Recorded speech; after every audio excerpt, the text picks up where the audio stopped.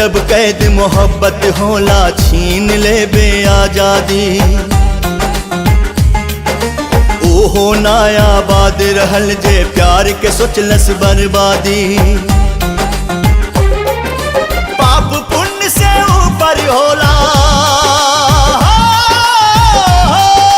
पाप पुण्य से ऊपर होला सच्चा प्रेम कहानी। इश्क गंगा के पानी कि हमहू पियले बानी हो, कि एकरा बूंद बूंद में डूब के जियले बानी हो। इश्क गंगा के पानी कि हमहू पियले बानी हो, कि एकरा बूंद बूंद में डूब के जियले बानी हो।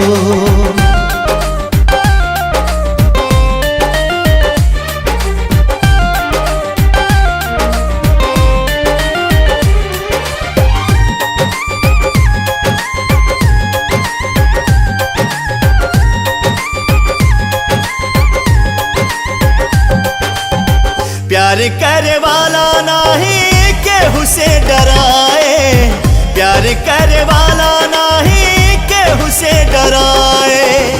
जे भी डराए प्यार कर नहीं पाए, जे भी डराए प्यार कर नहीं पाए। चाहे दुनिया करे बदनाम होखे चाहे कोनो अनजान,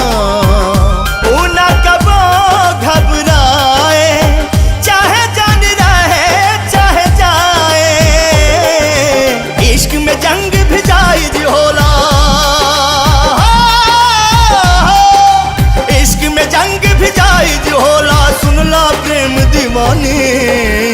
इश्क गंगा के पानी कि हमहू पियले बानी हो, कि एकरा बूंद बूंद में डूब के जियले बानी हो। इश्क गंगा के पानी कि हमहू पियले बानी हो, कि एकरा बूंद बूंद में डूब के जियले बानी हो।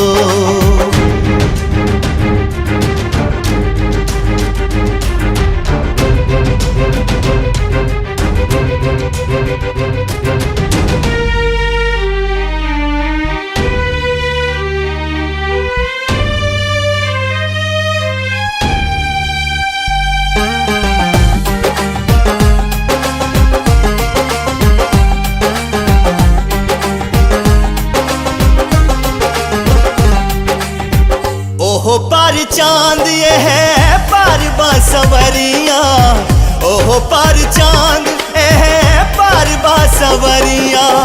बिछावे में आग के दरिया हो, बिछावे में आग के दरिया।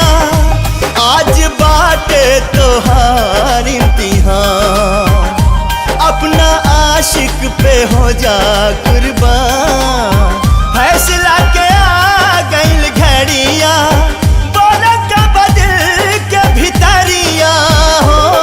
महबूब के काम न आवे ऐसन हो, महबूब के काम न आवे ऐसन बाबे कारी जवानी। इश्क गंगा के पानी कि हमहू पियले बानी हो, कि एकरा बूंद बूंद में डूब के जियले बानी हो। इश्क गंगा के पानी कि हमहू पियले बानी हो, कि एकरा बूंद बूंद में डूब के जियले बानी।